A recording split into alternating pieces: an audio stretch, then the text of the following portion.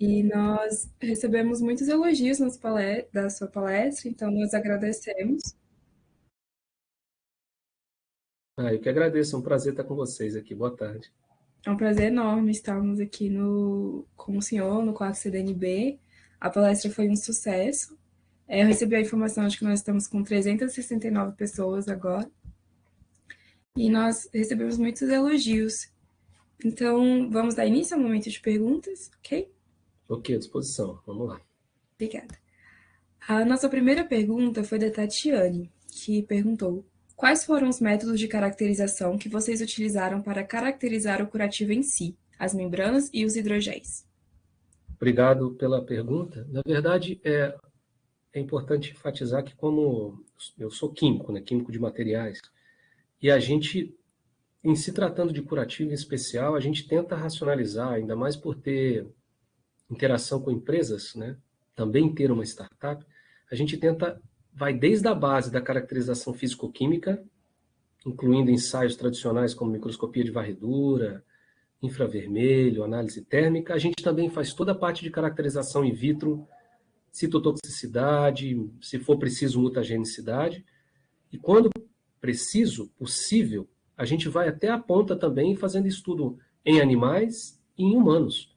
Então, desses materiais a gente tem caracterizações completas, né? Certo, obrigada. A Fátima está perguntando: usem lentes de contato terapêuticas? Isso se aplica às lentes esclerais? Pode dar exemplos, por favor? Olha, obrigado mais uma vez também por essa pergunta. A gente fez algumas questões, algumas amostras, alguns materiais conceituais, principalmente o grupo do professor Sidney Ribeiro, onde eu fiz meu doutorado, e foram testados pouquíssimas coisas envolvendo, pelo menos no nosso conhecimento, celulose bacteriana como lente terapêutica. Um dos poucos estudos, acho que um grupo de Jaú, eles utilizaram, acho que algum fármaco, perdão, que eu não me lembro mais, mas o estudo é muito incipiente e precisa andar um pouco mais. Não tem muita coisa. Na época, eu acho que tinha um problema na produção da lente, sobravam algumas rebarbas e isso prejudicava o processo cicatricial, sabe? Então, é isso. Eu acho que não me lembro de ter aplicações para essas que você está sugerindo, não. Tem muita estrada para fazer em duas vertentes, usando o material pristíneo, e você também tem a possibilidade de adicionar um fármaco, de fazer modificações, seja na superfície, seja no book. Entendi. Tenho certeza que respondeu a dúvida da Fátima. Nossa próxima pergunta é do Dr. Luciano, que está perguntando: quais são as principais vantagens do uso da celulose bacteriana em relação à celulose de origem vegetal? E quais são as principais desvantagens, principalmente considerando a produção em larga escala, demandada para algumas aplicações, como na agricultura e na indústria alimentícia? Primeiro, deixa eu fazer um comentário aqui. Luciano é o organizador, né, da Embrapa, que deve estar falando. Primeiro, parabéns. Você, que fique claro aqui, você é um cara que me inspira bastante. Eu vejo teu movimento nas redes sociais. Então, um momento tietagem aqui, tá? É bom a gente olhar e ver pessoas tão sérias. Muito, muito legal. Obrigado por ter me convidado por esse evento. Parabéns, cara, por você permanecer fazendo mesmo, voltando à vida, digamos, entre aspas, pós-Covid, vida normal. Essa é uma comparação, ao meu ver, um pouco perigosa. Eu já fiz no passado. Quando a gente começou a trabalhar com celulose há 20 anos, a gente entrou um pouco nessa vibe de comparar com a celulose vegetal e tal. Eu acho que a gente não deveria seguir nesse caminho. Acho ele um caminho um pouco perigoso, porque, por exemplo, quando você trabalha com coisas em muita escala, e que você não só escala, depende de custo, a celulose bacteriana falha, ao meu ver. Então, a celulose bacteriana, ela precisa estar em coisas que têm um valor agregado interessante. Então, alimentos, por exemplo, a nata de coco é comercializada já nas Filipinas. A parte de curativo. Se eu for fazer alguma coisa para o agro, que sejam coisas que tenham valor agregado. O agro brasileiro, eu tenho interação no agro também, para outros caminhos, estava falando com um amigo agora aqui da parte de controle biológico, mas o agro ainda responde muito custo. E a celulose bacteriana, nesse sentido, talvez ela falhe, mas se a gente for para aplicações que a celulose bacteriana possa agregar valor, eu acho que ela pode ir. Na indústria alimentícia já está pronta, ao meu ver, seja como nata de coco, como fibras artificiais. A gente tem um projeto bem legal envolvendo a Federal de Juiz de Fora, o Grupo Inova Leite, o professor Valdeir também da USP, que a gente utiliza fibras de celulose como aditivo no iogurte. Aí é super interessante, porque se você for para uma alimentação mais, digamos, não só vegana, mas principalmente saudável, a celulose bacteriana, ao meu ver, está pronta para isso, né? Então é isso. E a área médica, principalmente, os curativos são espetaculares. A gente tem resultados, né? Muitos resultados via empresas e via interação com médicos com a celulose para curativo. E tanto ela como filme quanto o gel são espetaculares. Só respondendo a questão do escalonamento. Para nós não é um problema hoje escalonar. A questão é que você tem uma limitação do custo. Eu fui contratado na época, 2010, 11, 12, um pouquinho mais para frente também, por uma empresa do Paraná para ajudar nesse processo. Então a gente conhece o processo de escalonamento, viu? Bem, controlamos bem. Obrigada pela resposta. E o doutor Luciano agradeceu em nome de toda a comissão organizadora. A doutora Vera também fez uma pergunta, que foi se existem diferenças na função das celuloses bacterianas em diferentes espécies bacterianas. Muito boa pergunta, Vera. Não só em diferentes espécies, sei lá, no nosso laboratório a gente tem raéticos, a gente tem machilinos, a gente tem mais algumas espécies aqui, né, que mudaram de nome, eram acetobacter, glifonacetobacter, como HTibacter, né? Como químico eu entendo muito pouco disso, mas a gente sabe que tem mudança nas tramas, a gente sabe que o grau de entumecimento, a produtividade, não só o tipo de espécie bacteriana, mas também os meios de cultivo utilizados. A gente tem usado até resíduos agroindustriais para a produção de celulose. Um amigo meu aqui da mesma instituição, o professor Rogério Lustra, por exemplo, trabalha com modificação dessas cepas. E algumas delas é super interessante, no meio estático produzem como se fosse um filme, né? Um hidrogel, uma manta de celulose que a gente chama. Quando você coloca sob agitação, formam esferas. Por exemplo, esse amigo meu, o professor Rogério Lustra, ele obteve esferas, né, que são os beads de celulose. Então é muito interessante. E aí, só para fechar, essas esferas não se formam com qualquer espécie de bactéria. São seletivas. É um barato esse universo aí da celulose bacteriana. Nossa, sim, certamente, é muito interessante. Inclusive, justamente por ter esse formato de esferas, podem ter aplicações bem diferenciadas, né? Dependendo se vai formar uma manta, se vai formar uma esfera. Exatamente. Esse é um Muito legal. barato porque com esfera você pode usar para sistema de liberação, você pode usar para fotocatálise, fazer colunas. É super legal. Sim, muito legal. A nossa próxima pergunta é do Felipe, que perguntou: como vocês estão criando filmes de celulose bacteriana com espessura uniforme? Aqui tivemos problemas com a formação de gás e bolhas que suspendem a película. Olha, Felipe, cara, essa é uma coisa interessante. Produzir celulose em pequena escala é uma coisa. Quando você vai para a escala maior, como todo micro-organismo, vou usar uma linguagem de vocês, da galerinha aí, né? O rolê é outro, cara, porque você começa, a celulose depende o volume de líquido que você utiliza. Se você produz numa sala muito fechada, você vai ter saturação de ácido acético, e esse é um problema. A gente sabe que a bactéria ela utiliza o etanol, né, e produz ácido acético, né? A gente sente esse cheiro, né? Ela usa essa rota e vai oxidando o etanol, passa para aldeído, passa para álcool, né? Isso é um problema.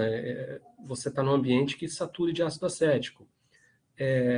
Se você também não tem uma oxigenação adequada. Então, essa resposta não é um item só, não, cara. São vários itens.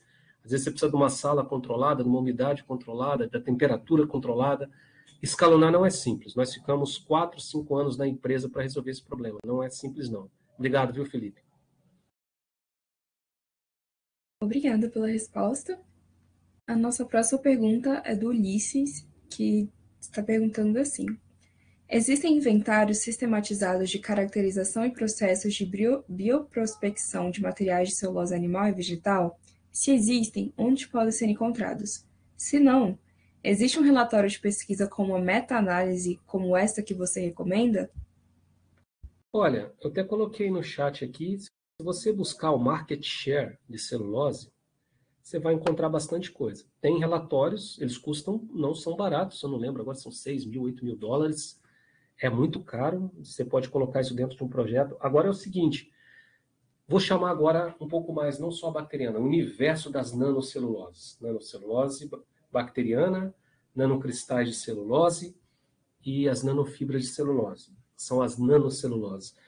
Existe uma prospecção muito interessante. Agora, eu esperava, por exemplo, eu ouço falar de nanocristal de celulose há 15 anos, sei lá. Eu esperava que elas iria adentrar o mercado muito fácil. Então, assim, há uma resistência para coisa nova, mas aos poucos, o mercado é um mercado muito grande, André. Mas quebrar paradigmas, isso é um processo, às vezes, um pouco lento. Então, digita aí, você pode jogar até no site de procura, market share de bacteriocelulose, por exemplo, ou nanocelulose, se você quiser, você vai ver que vai te prospectar. E aí tem esses bancos aí que você paga uma fortuna para poder tê-los em mãos, tá? Obrigada pela resposta. No momento, nós não estamos com perguntas novas. Estou aqui verificando. Acho que nós podemos aguardar uns 2 minutinhos para ver se chegam alguma pergunta. E, bom, acho que é isso.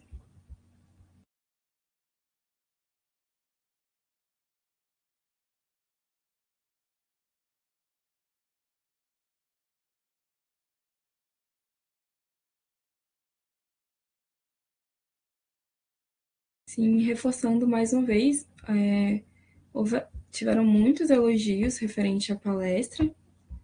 O pessoal comentou que foi bastante interessante, falou excelente apresentação, muito boa a palestra. A Brísia disse, muito boa a palestra, interessantes trabalhos e parabéns pelas aplicações e produtos. A Tatiana disse que a palestra foi maravilhosa, fiquei muito interessada no assunto, obrigada. A Natália disse que foi uma excelente palestra. A Elizabeth disse que foi uma ótima palestra também. Foram muitas felicitações e muitas parabenizações pela palestra. Muito obrigado. Eu só queria fazer um comentário aqui, às vezes eu esqueço, mas eu vi que a Embrapa esse ano, acho que fez 50 anos, né? Eu um dia fui um embrapiano também, fui estagiário na Embrapa CNPGL, lá em Juiz de Fora. Então, muito honrado, tenho vários amigos na Embrapa aí, Matoso, a Henriette, a Morse. Muito honrado de estar aqui com vocês, um pouco até emocionado, fico muito feliz de ter sido convidado por vocês aí para o evento. A Uniara está à disposição aqui, tá, pessoal? Muito obrigado, a Uniara, nossas startups. Se precisarem de mim, eu estou aí nas redes sociais também, Instagram, Facebook. Muito obrigado mesmo pela oportunidade. Muito obrigada. A gente recebeu mais uma pergunta do Felipe, que diz assim: a modificação in situ tem um grande efeito citotóxico nas bactérias? Pergunta top, hein, Felipe? Muito obrigado. A gente andou publicando alguns artigos com modificação in situ, eu gosto muito. Inclusive saiu um novo agora aí fazendo um mexão para quem quiser ver, utilizando laponita, que é uma argila. Depende da concentração. Então, quando você vai colocando principalmente cargas inorgânicas, acima de 5%, a gente vê que a película formada é bem mais fininha e realmente chega um momento que é citotóxico. Agora, por exemplo, ela cresceu na presença de laponita, que é uma argila sintética. A gente já cresceu celulose na presença de copolímeros em bloco de copolímeros. A gente já cresceu celulose na presença de carboximetilcelulose. Já cresceu na presença de hidroxipropilmetilcelulose. Então, assim, é tóxico, mas eu vou usar a palavra que os farmacêuticos gostam, é dose dependente, né? Então, é muito interessante, é uma estratégia que eu gosto muito, eu acho que é um caminho, isso, Luciano, é um negócio legal de explorar. Você não pode fazer isso com a vegetal, e aí com a bacteriana você pode, entendeu? Que é essa modificação in situ. Comparando as duas, que eu não gosto de comparar muito, mas isso é uma estratégia que a vegetal não nos permite. Inclusive, o grupo do professor Orlando Rojas também, né? trabalha muito com a questão de obtenção de estruturas tridimensionais. Isso é uma outra coisa muito legal, você chamou de modificação in situ. Felipe, eu quero expandir um pouco mais também para a questão de espécies 3D. Isso é legal da celulose. O Paul Gutterholm, que é um dos primeiros a publicar, ele desenhou uma orelha, colocou uma orelha de silicone dentro do meio de cultivo, a celulose cresceu no formato da orelha e depois ele removeu o silicone e ficou com uma orelha sintética, digamos assim. Então, eu estou incluindo dentro do pacote da modificação in situ essa coisa de poder crescer objetos tridimensionalmente, tá bom? Realmente muito interessante. No momento nós não temos mais nenhumas perguntas, então nós iremos encerrar. Agradecemos imensamente pela palestra e pela presença aqui no nosso bate-papo, tirando dúvidas. Foi muito satisfatório saber que você esteve na Embrapa como estagiário, muito legal. E ficamos muito felizes de ter um ex-membro da Embrapa participando do nosso quarto CDNB. Então, muito obrigado, foi uma honra tê-lo aqui conosco durante esse tempo. Boa tarde, gente. Até a próxima. Até.